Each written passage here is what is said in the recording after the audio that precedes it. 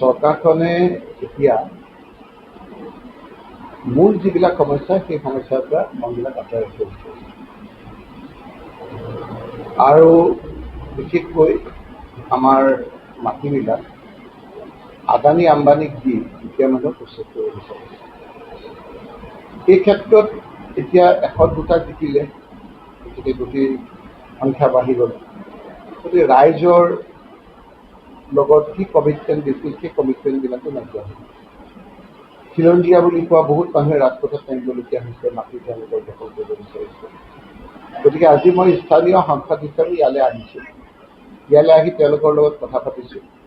তেওঁলোকৰ লগত আইনী যিখিনি সহায় লাগে সেইখিনি কৰাৰ আমি প্ৰতিশ্ৰুতি দিছোঁ। লগতে আমি চৰকাৰখনক অনুৰোধ কৰিছোঁ যে চৰকাৰে যাতে এই দুখীয়া মানুহসকলক, যিসকলৰ আজি মনত নপৰা দিনৰ পৰা আছে, কোনোবাই 100 বছৰ আছে, কোনোবাই 120 বছৰ 30 বছৰ ইয়াতে বসবাস কৰি আছে, বা কোনোবাই 50 বছৰ ধৰি ইয়াতে আছে, সেই লোকসকলক উচ্ছেদ নকৰি, সেইসকলক তাৰ পৰা বিতাড়িত নকৰি যদি চৰকাৰে ইয়াৰ যিটো ভাবিছে সেইটো মানুহ নথকা ঠাইলৈ যদি লৈ যাব পৰা যায়। আজি চৰকাৰখনে আপোনালোকে দেখিছে যে চৰকাৰখনে প্ৰথমেই কৈছিল যে আমি সকলোৰে মুখ্যমন্ত্ৰী নহয়, কিছুমান মানুহক মই বহুত যোৱাবাৰ অশান্তি কৰিছিলোঁ, অত্যাচাৰ কৰিছিলোঁ। এতিয়া কিছুমান মানুহক মই সেই মানুহখিনিক মই যিবিলাক তেওঁৰ ভাষা তেওঁলোকৰ ভাষা নকওঁ, সেই লোকসকলক এইবাৰ আমি কামিহাৰ ভাঙিম। আমি কংগ্ৰেছ দলে সকলো ৰাইজ একেলগে থকাটো বিচাৰোঁ, সকলোৰে সমস্যা সমাধান হোৱাটো বিচাৰোঁ। যেনেদৰে 6 জনগোষ্ঠীৰ জনজাতিৰ সমস্যা এতিয়াও আপোনালোকৰ সমাধান হোৱা নাই।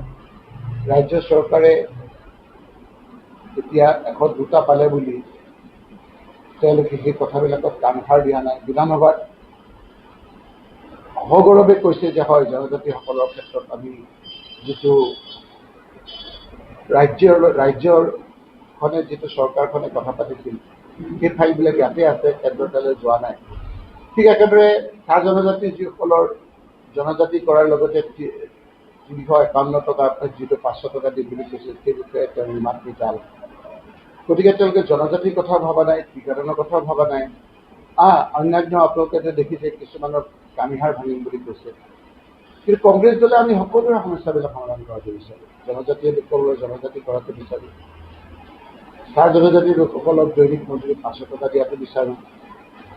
শিক্ষাৰ ক্ষেত্ৰত যিটো আপোনাৰ পেপাৰ লিকৰ পৰা আৰম্ভ কৰি বিভিন্ন ধৰণৰ ভূমিকা আহিছে, ছাত্ৰ ছাত্ৰীৰ সমস্যাবিলাক সমাধান কৰাটো বিচাৰোঁ। ঠিক একেদৰে যিসকলক কামিহাৰ ভাঙিম বুলি কৈছে, সেই লোকসকলক কামিহাৰ ভাঙাৰ আগত, কামিহাৰ মানে তেওঁলোকে অৰ্থনৈতিকভাৱে ভাঙিব, সেই লোকসকলে কেনেকৈ আপোনাৰ জীৱন নিৰ্বাহ কৰিব পাৰে তাৰো আমি চিন্তা চৰ্চা কৰিব লৈছোঁ। আমি কৈছোঁ যে কিছুমান ক্ষেত্ৰত চৰকাৰখনে এনেকুৱা এটা পৰিৱেশৰ সৃষ্টি কৰে, ইজনে সিজনৰ লগত অবিশ্বাসৰ ভাৱ সৃষ্টি কৰে, আৰু তাৰ ফলশ্ৰুতিত আমাৰ ৰাজনৈতিক মুনাফা হয়। সেইকাৰণে আমি কৈছোঁ যে সংঘাত নকৰি, কাৰো লগত কোনো কমিটি সংঘাত নকৰি ছাগলী পোহাৰ ব্যৱস্থা কৰিব দিছোঁ। দুখীয়া মানুহে ছাগলী পুহি, কাৰণ আমাৰ যদি আমি এতিয়া চাইছোঁ যে আমাৰ যিবিলাক সাহিত্যিক আছে এই ক্ষেত্ৰত, সেই লোকসকলেও কৈছে যে ছাগলী পুহিলে কম পইচাত বেছি লাভ কৰিব পাৰে। আৰু এটা কৈছিল যে ছাগলী চাংঘৰত ৰাখে, যোনে ছাগলী চাংঘৰত ৰাখে সেই ছাগলীও মানুহক চাংঘৰলৈ ওপৰলৈ লৈ যায়। গতিকে সেই কথাবিলাক আগত ৰাখি মানুহক কেনেকৈ বৈজ্ঞানিক পদ্ধতিৰে ছাগলী পুহিব পাৰি, কেনেকৈ বেছি লাভ কৰিব পাৰি, সেই বিষয়ে ট্ৰেনিং দিয়াৰ কাৰণেও আমি সমষ্টিয়ে চিন্তা কৰিছোঁ, যাতে এই কথাবিলাক দেখি কম পইচাত, এতিয়া 4,000 টকাৰ এটা ছাগলী কিনি যদি থৈ দিয়ে, তেতিয়াহ'লে তেওঁ ভালকৈ পোহপাল কৰিলে এবছৰত 2বাৰকৈ পোৱালি দিয়ে। গতিকে অন্য এটা দিশতো আমাৰ পৰিৱেশটো বিনষ্ট নহ'ব, আৰু তেওঁ নিজেই বছৰেকত অলপ হ'লেও লাভান্বিত হ'ব। যিসকলে একদম এফৰ্ড কৰিব নোৱাৰে, যিসকলে এফৰ্ড কৰিব পাৰে তেওঁলোকেতো ছাগলী পুহি বিভিন্ন ধৰণৰে আপোনাৰ লাভ হয়। মই এতিয়া কেইদিনমানৰ আগত এই বিষয়ে খুব চৰ্চা কৰোঁতে দেখিলোঁ যে আমাক 68,000 নে লাখ আমাৰ আগতে পপুলেশ্যন আছে, সেইটো 48 দাঙি গ'ল। বাকীখিনি কোনে পূৰা কৰিলে? ৰাজস্থানৰ পৰা অহা ছাগলী। আপোনালোকে চাওক, ৰাজস্থান আমি সাধাৰণতে জানো যে তেওঁলোক নিৰামিষভোজী, ষ্টেটখনেই হ'ল আপোনাৰ ভেজিটেৰিয়ান, তেওঁলোকে ইয়াত ছাগলী পঠিয়াই থাকে। মাৰ্কেটটো হ'ল আমাৰ নৰ্থ ইষ্ট আৰু অসম। আমাৰ ইয়াৰ যিটো গেপ, লাখ লাখ যিটো ছাগলী কমি গৈছে, সেইটো কোনে পূৰা কৰিব?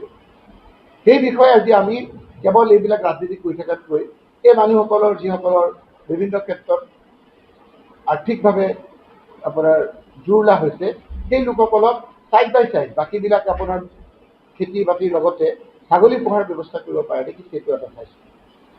লগতে আমি দেখিছোঁ যে আমাৰ ল'ৰা ছোৱালীবিলাক 8, 9, 10 ল'ৰা ছোৱালীবিলাকৰ পঢ়া শুনাটো হয়েই, কিন্তু আজিকালি দেখিছোঁ বহুত মটিভেশ্যন আপোনাৰ স্পীকাৰ আছে, মটিভেট কৰে মানৱ হ'বৰ কাৰণে, মানুহ হ'বৰ কাৰণে। সেই ক্ষেত্ৰতো আমাৰ বিধায়কসকলৰ এটা দায়িত্ব আছে বুলি আমি ভাবোঁ, MP সকলৰ দায়িত্ব আছে বুলি ভাবোঁ। আজি আমাৰ বিধায়কসকলৰ লগত চবু মিটিং কৰি তেওঁলোকে কৈছে, হয় আমিও আমাৰ সমষ্টিত এই লোকসকলক, আমাৰ ল'ৰা ছোৱালীসকলৰ প্ৰতি আমাৰ দায়িত্ব আছে। ড্ৰাগছৰ পৰা আদি কৰি বিভিন্ন ক্ষেত্ৰত আজি আমাৰ কেনেকৈ সমাজখন ভাগ ভাগ হোৱাৰ ক্ষেত্ৰত ৰখাব পাৰি, সেইবিলাক ক্ষেত্ৰত মটিভেশ্যনৰ প্ৰয়োজন আছে।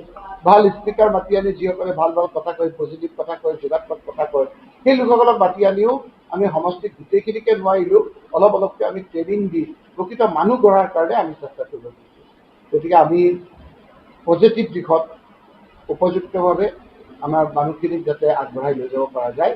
বিশেষকৈ এতিয়া আপোনাৰ বহু ক্ষেত্ৰত দেখা যায় যে ইনকাম মানুহৰ পঢ়া শুনা, বহুতে আপোনাৰ পঢ়ি শুনিও ভাল ৰিজাল্ট কৰিব নোৱাৰে। আপোনাৰ পৃথিৱীত বহুত আপোনাৰ ডাঙৰ ডাঙৰ ফুটা লোক আছে, একাডেমিক কেৰিয়াৰ ইমান ভাল নহয়। ষ্টিভ জবছ, যিটো আমাৰ এতিয়া ধনী ধনী মানুহে আপোনাৰ এপলটো ব্যৱহাৰ কৰে, আইফোন, সেইটো ষ্টিভ জবছে কৰিছিল, কিন্তু ষ্টিভ জবছে কলেজটো পাৰ হ'ব পৰা নাই, কলেজ ড্ৰপ আউট হৈছিল, সেইবিলাক পঢ়া শুনা নোৱাৰিলে। কিন্তু তেওঁ যেতিয়া তাৰ পৰা ওলাই আহিল এটা গাৰাজতেই এনেধৰণৰ কাম কৰি আজি ষ্টিভ জবছৰ আপোনাৰ আইফোন সকলোৱে ব্যৱহাৰ কৰে। বিল গেটছ, তেওঁ কলেজ ড্ৰপ আউট, তেওঁ কলেজ পাৰ কৰিব পৰা নাছিল, পাছ কৰিব পাৰে, কিন্তু তেওঁ তাত কম্পিউটাৰ যিসকলে তেওঁ পঢ়িছিল, কম্পিউটাৰ নোৱাৰিলে, যিকেইটা বেছি পাৰিছিল তেওঁ কোম্পানীত এতিয়া কাম কৰে।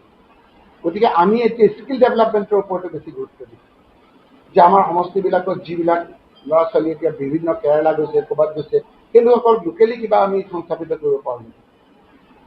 কিছুমানে পঢ়া শুনা কৰিছে, সমানে পঢ়ে কিন্তু ভাল ৰিজাল্ট কৰিব নোৱাৰে, সেইসকলক বিচাৰি উলিয়াই ক'ৰবাত ড্ৰাইভাৰ কৰিব পাৰি নেকি, ড্ৰাইভিং শিকাম, আৰু ইলেক্ট্ৰিচিয়ান হয় নেকি, ইলেক্ট্ৰিচিয়ান শিকিলে আজিকালি কিমান ইলেক্ট্ৰিকেল কাম জনা ল'ৰা কম, এই লোকসকলক দোকান এখন খুলিও তেওঁলোকে থিতাপি ল'ব পৰা যায়। কোনোবাই কম্পিউটাৰৰ দিশত কম্পিউটাৰ শিকিলে, তেনেকৈ ITI ট্ৰেড প্ৰায় 100তকৈ বেছি আমি ট্ৰেড, একটা এনেইতো বেছি সচৰাচৰ ব্যৱহাৰ হোৱা 100তকৈ বেছি ট্ৰেডত ট্ৰেনিং দিব পৰা যায় নেকি, পৰৱৰ্তী সময়ত আমি সেইবিলাক কথা পাতিছোঁ। হয়তো আজিৰ এই আকৌ আপোনাৰ কি ভাৱত লয়, তাত যিখিনি কৰিছে সেইখিনি ঢুকি নোপোৱা দিনৰ পৰা আছে। কোঅপাৰেটিভৰ মাজতে আকৌ আমাৰ কিছুমান আমাৰ ইয়াৰ এতিয়া ক'বলৈ মইতো কৈ এজন বিষয়া আছে যিজন মানে এক্সপাৰ্ট পোষ্টেডৰ, তেওঁ ইয়াৰ পৰা গুচি গৈছিল বহুত দিন থকাৰ পিছত, 3 বছৰ থকাৰ পিছত আকৌ তেওঁক লৈ আহিছে। অনলি এক্সপাৰ্ট হ'ল এই চিণ্ডিকেট, আমাৰ এইবিলাক কি যে সোণাহাট নেকি, সোণাহাট লক্ষীবাৰী, সেইখিনি আমাৰ কেনেকৈ এই আপোনাৰ অবৈধ বস্তুবিলাক গৈ থাকে সেইটো এক্সপাৰ্ট, আৰু এটা হ'ল মানুহক কেনেকৈ ঘৰ ভাঙি অত্যাচাৰ কৰি উচ্ছেদ কৰিব পাৰে সেইটো এক্সপাৰ্ট। ইলেকশ্যনৰ সময়ত তেওঁ গুচি গ'ল, আকৌ তেওঁক লৈ আহিল উচ্ছেদ কৰিব পাৰে। লিগেল আপোনাৰ কাগজ আছে, তেওঁলোকৰ চৰকাৰৰ কোৰ্টৰ পৰা অৰ্ডাৰ আছে। এই লোকসকলক আপোনাৰ কথা নাই বতৰা নাই নটিচ কৰিছে, নটিচ কৰি পেলাই যেতিয়া নোৱাৰিছে তেওঁ মাতি দি পেলাই আপোনাৰ দাবী ধমকি দিছে বিভিন্ন প্ৰকাৰে। এই বিষয়াৰ ওপৰত আকৌ কোৰ্টত ইণ্ডিভিজুৱেলি আপোনাৰ কণ্টেম্প অফ কোৰ্টৰ নটিচো জাৰি হৈছে। কিয় আজি ক্ষমতাৰ বলত যিসকলৰ ছত্ৰছায়াত আছে তেওঁলোকে বলীয়া হৈ গৈছে, কিন্তু এইবিলাকতো বিচাৰ হ'ব। আজি পৃথিৱীত দেখক যে যিমান অত্যাচাৰী আপোনাৰ লোক আছে সকলোৰে বিচাৰ হয়। গতিকে আমি সেইকাৰণে আমি আজি ইয়াত কথাবিলাক পাতিছোঁ। আমি চৰকাৰক অনুৰোধ কৰিম, এতিয়া কিছুদিন চৰকাৰে অকণমান আপোনাৰ এই বাই ইলেকশ্যনটো নোহোৱালৈকে অকণমান আপোনাৰ ৰুলটো বেলেগ হ'ব, আকৌ বাই ইলেকশ্যনৰ পিছত তেওঁলোকৰ অৰিজিনেল যিটো ৰূপ সেইটো দেখা পোৱা যাব। দাবী আছিল যে গৌৰীপুৰৰ পৰা যিটো বিলাসীপাৰালৈকে যিটো ৰেলপথ, এই ৰেলপথেৰে পেচেঞ্জাৰ ৰেল চলাচল কৰাব লাগে। আপুনি পাৰ্লিয়ামেণ্টটো আহিছে, মই ইয়াৰ আগতো কুৱেশ্যন দিছিলোঁ, মই আপোনাক দেখাম। আজি এইমাত্ৰ আনি দেখিছিলোঁ মই পাৰ্লিয়ামেণ্টত এই কথাখিনি, বিভিন্ন ডিভাইচ আছে আপোনাৰ কুৱেশ্যন আছে, কুৱেশ্যনত আকৌ আমাৰ দিলে হয় ৰিটেন, নহয় মৌখিক আহিব পাৰে। 377 বুলি এটা ডিভাইচ আছে, তাতো মই এইটো বিষয়ে উপস্থাপন কৰিছিলোঁ। আজি মই আপোনালোকক দেখাম 0 আৱাৰ আছে যে এইকেইটা দিনৰ ভিতৰত আমি জিঅ'গ্ৰাফিকেন্দ্ৰিকে হওক, অসম ভিত্তিতে হওক, যিমান কুৱেশ্যন আৰু মই উত্তৰবিলাক পাইছোঁ, বহুতে পাইছেনে নাই মোৰ সন্দেহ। মই আপোনালোকক সেই কথাবিলাক ক'ম। আপোনালোকে কোৱা কথাটো এইবাৰো মই বিভিন্ন ডিভাইচত সংসদত উপস্থাপন কৰিবলৈ চেষ্টা কৰিম। যিকোনো খবৰৰ বাবে যোগাযোগ কৰক আমাৰ এই নম্বৰত 9181 307 221।